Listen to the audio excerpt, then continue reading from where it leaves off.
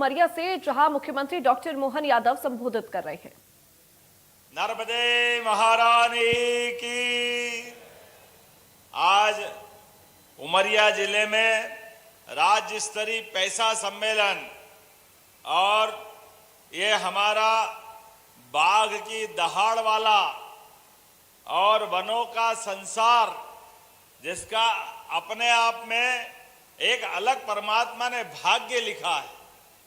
प्राकृतिक सौंदर्य, जिस जगह पर जहां हमारे लिए वन का जीव और हमारा जीवन दोनों में आत्मीयता का संबंध है। दूसरा कोई हो तो नींद नहीं आए इसको डर के मारे। बाघ की दहाड़ जहां होती है, हमारे उमरिया के जवान और पैसा से सभी आदिवासी अपना जीवन भी आनंद से जीते हैं। जोरदार अभिनंदन अपने आप के लिए करिए, हमारे अपने वन्य जीवों के साथ। जिस प्रकार का समय चल रहा है, यशस्वी प्रधानमंत्री श्रीमान नरेंद्र मोदी जी के नेतृत्व में हमारी सरकार ने एक के बाद एक जो काम करना चालू किया, उसी का परिणाम है। एक तरफ भगवान राम के मंदिर में जय जयकार अयोध्या में हुई है, लेकिन वनवासियों के साथ, आदिवासियों के साथ हमारी सनातन संस्कृति का जो आनंद है, मैं आज आपके बीच जब बात कर रहा हूं तो हमारे इस बांधवगढ़ का सौंदर्य भी पास में ही है। बांधवगढ़ के साथ कई प्रकार की विरासतें जुड़ी है और यहाँ पैसा एक्ट से जुड़े हुए 2022 में पैसा एक्ट आया, जिसके माध्यम से कई प्रकार के विकास कार्य हुए हैं, लेकिन अभी कई पंचायतें बाकी है। 5300 से ज्यादा पंचायतों ने अपने इस पैसा एक्ट के माध्यम से विकास के मामले में सहभागी बढ़ाया है, लेकिन अभी और बाकी है। यहाँ 43 से ज्यादा जनजाति बैठी है मध्य प्रदेश के अंदर। 1,53,00,000 से अधिक जनजाति भाई बहन हमारे यहाँ है। बीते कल ही पचमढ़ी में राजा भभूत सिंह आदिवासी नायक, उनके नाम पर हमने कैबिनेट की। जैसे आपके यहाँ रानी दुर्गावती के नाम पर हमारी सरकार बनने के बाद वो गोंडवाना की रानी, जिसने अपनी धाक से अकबर की सेना को भी धूल चटाई। जोरदार अभिनंदन करें रानी दुर्गावती के लिए। क्या रानी का जीवन और क्या उनका अपना जुझारूपन भारतीयता के लिए, देश की आजादी के लिए। रानी दुर्गावती ने जो जीवन जिया है, पीढ़ियां उनको नमन करेगी, पूरा देश स्मरण करता है। रानी दुर्गावती हमारे यहाँ से गढ़मंडला से सिंग्रामपुर दमोह तक हमने उनके लिए दोनों स्थान पे कैबिनेट की है और बड़ी भव्य प्रतिमा जबलपुर में लोकार्पित करते हुए आप सबके साथ आजादी के बाद अब यही तो हमारे लिए एक महत्व का स्थान है, जहां पर अकबर की सेना ने भी रानी के आगे हाथों मार खाते हुए आज गोंडवाने के नाम को रोशन किया है। मैं आपसे जब बात कर रहा हूं तो मैं आपको बताना चाहता हूं, रानी दुर्गावती के जीवन को भी हमने स्कूल और कॉलेज के पाठ्यक्रम में जगह दी है। जोरदार अभिनंदन करो, हमारी भविष्य की पीढ़ियां पढ़ेगी। ये हमारे आदर्श है, इनका स्मरण करना हमारा धर्म है। जितने नायक हैं, जिनने अपने देश की आजादी में अहम रोल अदा किया, कल पचमढ़ी में राजा भभूत सिंह हमारे खवासी और कारकू समुदाय के बड़े आदिवासी नेता थे। 2.5-3 साल तक 1857 के बाद भी अंग्रेजों को पानी पिलाते रहे और पचमढ़ी में हमारी देशभक्ति की मसाल जला करके उन्होंने अलग जीवन जिया। जब से हमारी सरकार बनी है मित्रों, हमने अपने प्रदेश के अंदर 88 ही विकास खंडों में सभी आदिवासी भाई बहन, गरीब से गरीब आदमी की जिंदगी में आज उसके जीवन में सुख का सवेरा आए। हमारे बच्चे पढ़े लिखे आगे बढ़े उनके जीवन में अच्छा हो, इसलिए लगातार सरकार काम कर रही है। इसलिए एक नहीं, सभी क्षेत्रों में 1 लाख नौकरियां तो सरकारी स्तर पर दे रहे हैं। जोरदार अभिनंदन करो युवा बच्चों के लिए। और आपने बच्चे भी अच्छे स्कूल में पढ़े और आगे बढ़े, इसलिए सांदीपनि विद्यालय, यहां पर एकलव्य विद्यालय के माध्यम से हमारे आदिवासी अंचल के बच्चे भी पढ़े लिखे डॉक्टर, वकील, इंजीनियर, एसपी, कलेक्टर आगे बढ़ना चाहिए। सरकार पूरा पैसा देगी बच्चों को पढ़ाने लिखाने का, और हमको केवल मौका देना है। हमारे बच्चे भी आगे बढ़ना चाहिए। अरे आदिवासी परिवार में है, हमारे बच्चे भी आगे जाना चाहिए। आज कितना अच्छा लगता है, आजादी के बाद पहली बार यशस्वी प्रधानमंत्री के लिए जोरदार अभिनंदन श्रीमान नरेंद्र मोदी जी के लिए। दिल खोल के ताली बजाओ नरेंद्र मोदी जी के लिए, जिनके कारण से हमारी आदिवासी बहन, उड़ीसा की रहने वाली राष्ट्रपति महामहिम माननीय द्रौपदी मुर्मू पहली बार हमारी बेटी बढ़कर के देश का सबसे बड़ा पद अगर किसी ने दिया है तो नरेंद्र मोदी जी की सरकार ने दिया है। जोरदार अभिनंदन करें इस बात के लिए। दुनिया के अंदर संदेश गया कि अगर देश का सबसे बड़ा पद भी हो तो हमारे आदिवासी समाज को क्यों नहीं मिलना चाहिए। अरे हमारा हक है, हमारे लोग आगे बढ़े। तो आज द्रौपदी मुर्मू जी वहां बनी है। और मैं आपको बताना चाहूंगा, हमारे राज्य के राज्यपाल भी माननीय मंगूभाई पटेल, वो गुजरात के सूरत जिले के रहने वाले आदिवासी अंचल के ही महामहिम है। जोरदार अभिनंदन करो महामहिम मंगूभाई पटेल का भी। राष्ट्रपति, राज्यपाल, मंत्री में भी हमारे यहाँ सभी 5 बहनें मंत्री हैं हमारे मंत्रिमंडल में, और ये लाडली लक्ष्मी बहनें बैठी है। जोरदार अभिनंदन करो सभी बहनों के लिए भी। विरासनी माता की मैया से हमारी सरकार ने गरीब से गरीब आदमी की जिंदगी अच्छी करने के लिए लाडली बहना के लिए भी अभी छोटी छोटी कन्याएं आई। क्या मुस्कुराती कन्या मिल रही है। लाडली लक्ष्मी, हमारी बेटियां लखपति पैदा होती है, ये हमारी पार्टी का देन है। जोरदार अभिनंदन करो हमारे पूर्व मुख्यमंत्री शिवराज सिंह चौहान के लिए भी। बहन बेटी की इज्जत बढ़ाने के लिए हमारी पार्टी सबको लेके चलती है। हमारे तो देवी देवता भी पहले देवियों को याद करते, फिर देवता का नाम लेते। आज अपने प्रदेश के अंदर सभी क्षेत्रों में समान रूप से बहन बेटियों की संभावनाएं बढ़ रही है। जब मैं यहाँ नीचे आया तो अपनी स्वसहायता समूह की बहुत सारी बहन बेटियां क्या जोरदार काय के लड्डू बनाए थे, महुआ के। थोड़ा डर लगता है भैया महुआ से। मैंने कहा नशा तो नहीं आ जाएगा। उन्होंने कहा नहीं आएगा, आप तो खा लो। तो मैंने कहा आधा अभी खा लूं, आधा घर खाऊंगा, नहीं तो मतलब अगला कार्यक्रम भारत माता की जय हो जाए ऐसा तो। लेकिन क्या लड्डू बनता है आपका। जोरदार अभिनंदन करो। बहनों ने अपने क्या स्टॉल लगाए। अभी तो सीजन चल रहा है महुआ बीनने का। और हमारे यहाँ लौंग लता की मिठाई, वाह, अभी मंगवाई है मैंने भी लौंग लता की मिठाई। जोरदार अभिनंदन करो। हमारे अपने क्या क्या आइटम बनते हैं अपने यहाँ। ये बहनों ने अपनी जिंदगी अच्छी करने के लिए। बहनों चिंता मत करो, आपको भी धीरे धीरे हमने कहा, अभी आप जब सरकार बनी 1000 रुपया महीना बहनों को दे रहे थे। गए साल रक्षाबंधन पे 250 रुपए दिए, इस बार फिर वापस मिलने वाले। धीरे धीरे करके 3000 रुपया महीना बहनों के जिंदगी में हमारी सरकार के माध्यम से दिया जाएगा। अरे हमारी संस्कृति तो बहन बेटी के हाथ में अगर पैसा आता है तो वो तो घर के लिए देती है, अपने परिवार के लिए लगा देती है। बच्चों की पढ़ाई में, कि स्कूल में किसी और काम में आए। गरीब परिवार के अंदर एक एक रुपए की कीमत बहने से अच्छा कोई घर नहीं चलाती है। इसलिए बहन बेटी के साथ यहाँ किसान परिवार भी बैठे हैं। कौन कौन है किसान जिनको किसान सम्मान निधि मिलती है? हाथ खड़े करो जिनको किसान सम्मान निधि मिलती है।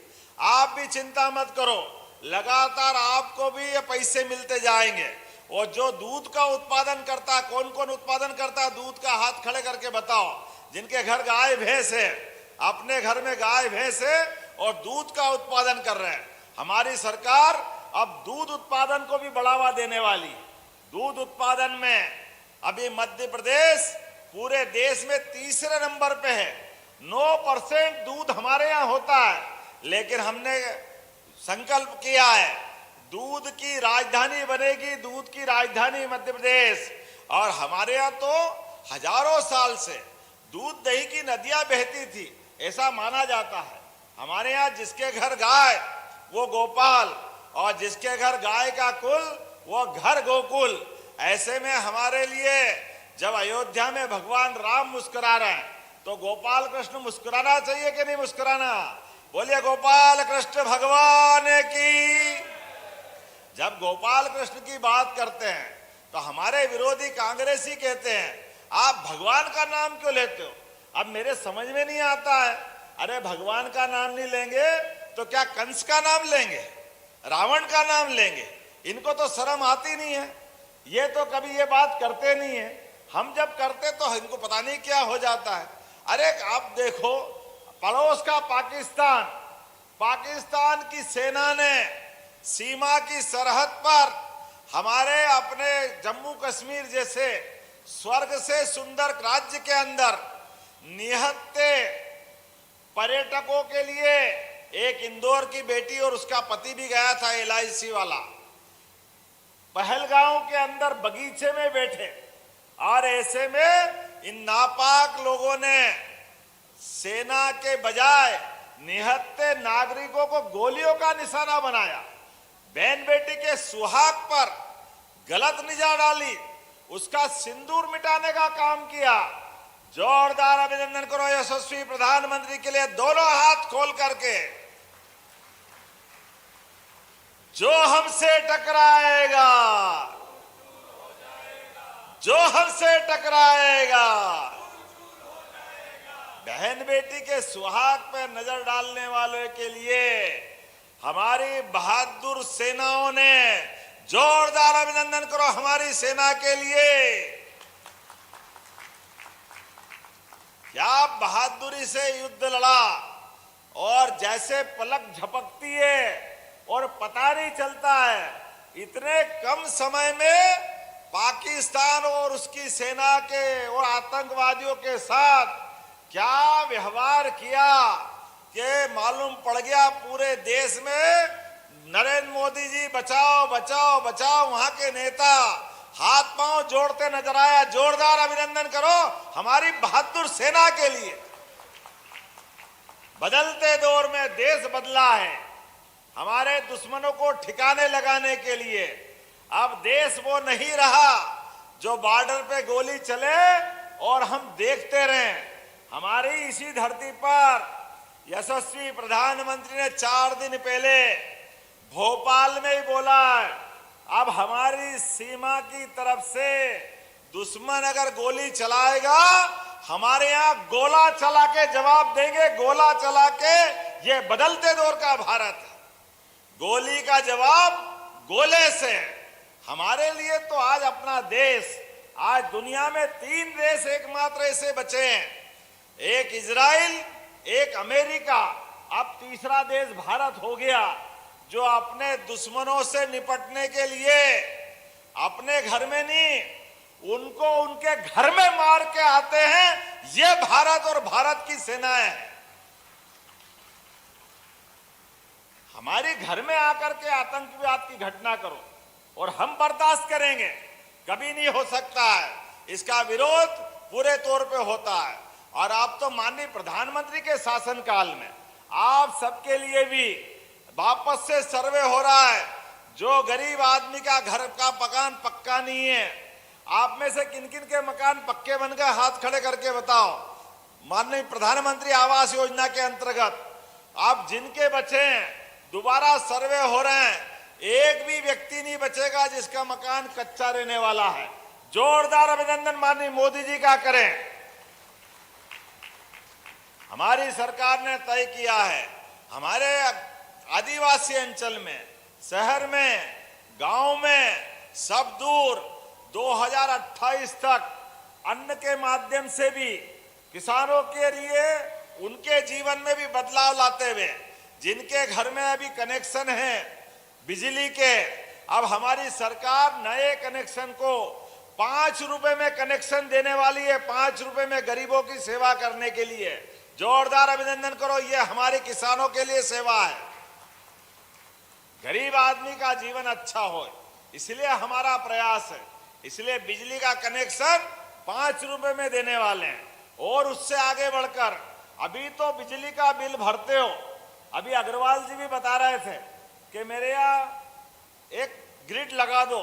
मैंने वो बात तो सुन ली, लेकिन आपसे भी कह रहा हूं, जो खेती करते हैं, आने वाले समय में हमारी सरकार इस प्रदेश में 32 लाख किसान है, 32 लाख किसान जिनके नाम पर बिजली के कनेक्शन है।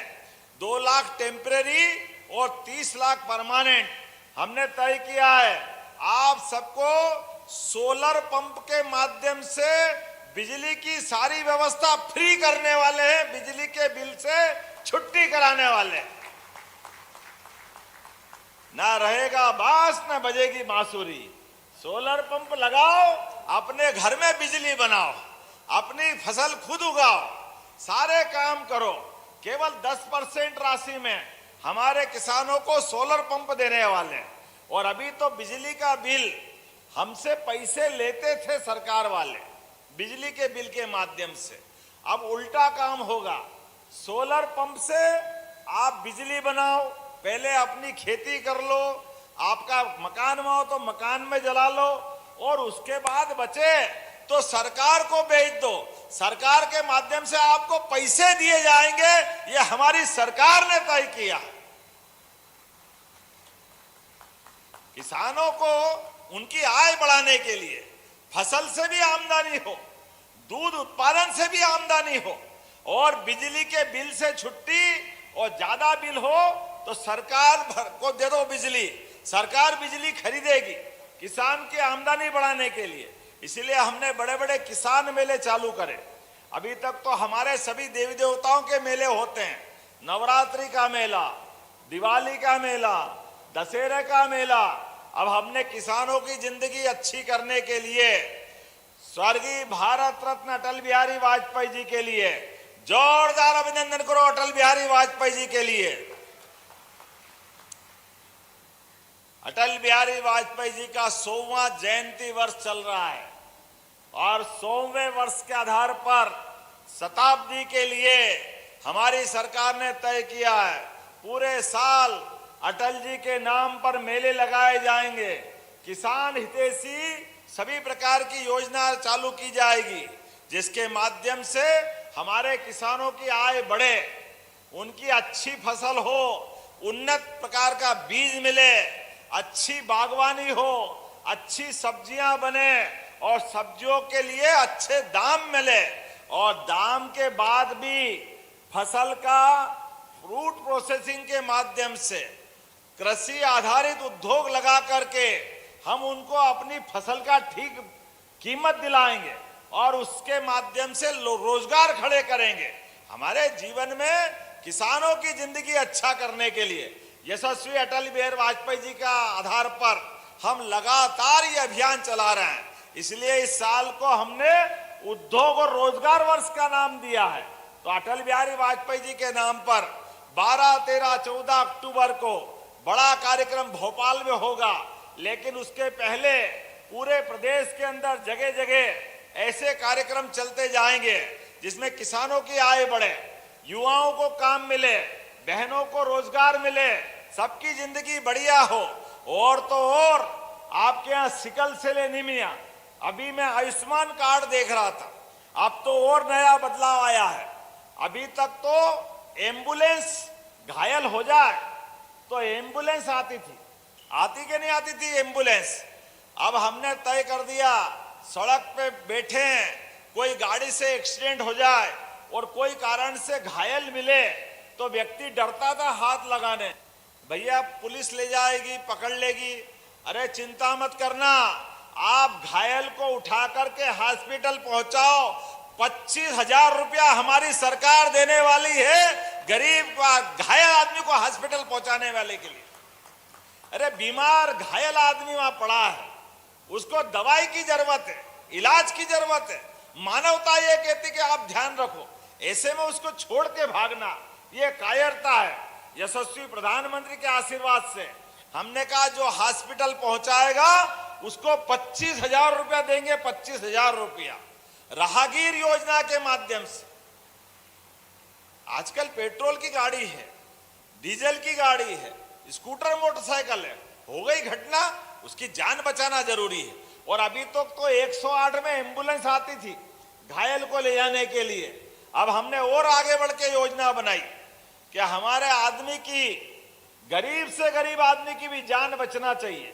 मान लो उमरिया के हॉस्पिटल में, पाली के हॉस्पिटल में भर्ती है और उसको बचाने के लिए गंभीर बीमार है, उसको जबलपुर भेजना, इंदौर, भोपाल, दिल्ली, बंबई भेजना, तो हमारे पास आजकल हेलीकॉप्टर से एयर एम्बुलेंस की व्यवस्था कर दी है, हवाई जहाज से एयर एम्बुलेंस की व्यवस्था कर दी है। हवाई जहाज हेलीकॉप्टर के माध्यम से भी उसकी जान बचाने के लिए केवल कलेक्टर और डॉक्टर डिसाइड करेगा, 1 रुपया भी उसका नहीं लगेगा, गरीब आदमी का सारा पैसा सरकार देगी और उसकी जान बचाने का काम हमारी सरकार के माध्यम से होगा। 5 लाख लगे, 10 लाख लगे, जो लगेगा लगेगा, लेकिन गरीब आदमी की, बीमार आदमी की जान बचना चाहिए, यह हमारा फर्ज है। हमारी सरकार माननीय मोदी जी के नेतृत्व में यह संवेदनशील सरकार है। अभी हॉस्पिटल में कोई मौत मैयत हो जाए, किसी कारण से शरीर छूट जाए, तो एम्बुलेंस घायल को तो लाती है ज्ञान सिंह जी, लेकिन बीमार के बाद अगर मर गया तो कोई हाथ में ले जा रहा है, कोई बैलगाड़ी में ले जा रहा है, कोई साइकिल पे ले जा रहा है, मट्टी खराब होती है, लाश खराब होती है। हमने तय किया ये नहीं चलेगा, अब हम हर एक जिले में सबको सब वाहन देने वाले हैं, बगैर एक पैसा लिए उसको गांव तक छुड़वाने का काम भी हमारी सरकार के माध्यम से होगा। सब जिले में सब वाहन देने वाले हैं, जो पैसा लगेगा सरकार देगी, लेकिन ये संवेदनशीलता का मामला है।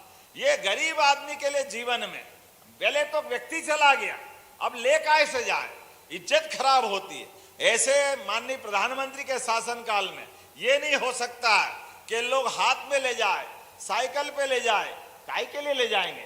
अगर उसको ऐसे ले जाना तो यह हमारे लिए बर्दाश्त नहीं है। हमने तय कर दिया जो पैसा लगेगा हमारी सरकार देगी।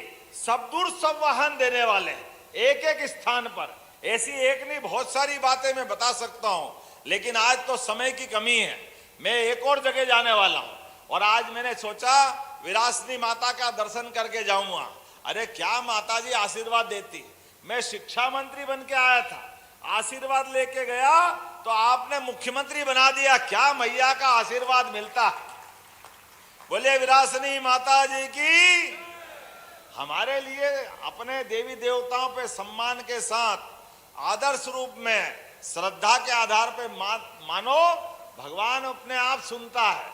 कई सारे मामलों में जो नहीं मांगो वो भी देता है, जो देता है ऐसा देता की बात ही अलग है। आज मैं पुनः अपने उमरिया जिले के इस पैसा सम्मेलन में एक बार आपका स्वागत करता हूं, अभिनंदन करता हूं। और आने वाले समय में हमारी सरकार ने औद्योगिकरण का माहौल बनाया है। अभी संजय थर्मल पावर आपका यहाँ चल रहा है। आने वाले समय में ऐसे और नए नए कारखाने लगाते जाएंगे, गरीब से गरीब आदमी की बढ़िया जिंदगी करने के लिए। माइनिंग के भी कारखाने बहुत लगने वाले हैं। हमारी सरकार लगातार औद्योगिकरण को बढ़ावा देते हुए राज्य को भी समृद्ध कर रही है और युवाओं को भी रोजगार दिला रही है। तो इस मामले में आपका हमारा ये साथ लगातार विकास के लिए चलता रहेगा। बोला विकास के लिए सब तैयार है, तो अपने हाथ दोनों आप बांध करके मुट्ठी खड़े कर लो और मेरे साथ विकास के मामले में अपने स्थान पे खड़े हो जाओ। और एक एक व्यक्ति विकास के मामले में माननीय मोदी जी के नेतृत्व में लगातार आगे बढ़ता जाएगा। माताएं बहनें भी खड़ी हो जाए, कोई दिक्कत नहीं, आप भी भाइयों खड़े हो जाओ। जहां तक मेरी आवाज जा रही है, सब अपने अपने हाथ की मुट्ठी बांधो। तो मध्य प्रदेश में गरीब से गरीब आदमी की जिंदगी अच्छी करने के लिए, गरीब आदमी का जीवन अच्छा करने के लिए, उद्योग धंधे लगाने के लिए, विकास के नए नए कीर्तिमान बनाने के लिए, युवाओं को रोजगार दिलाने के लिए हम सब मिलकर तैयार रहेंगे। बोलो सब तैयार है? तो मेरे साथ बोलो भारत माता की, भारत माता की, भारत माता की। बहुत बहुत धन्यवाद। भारत माता की जय।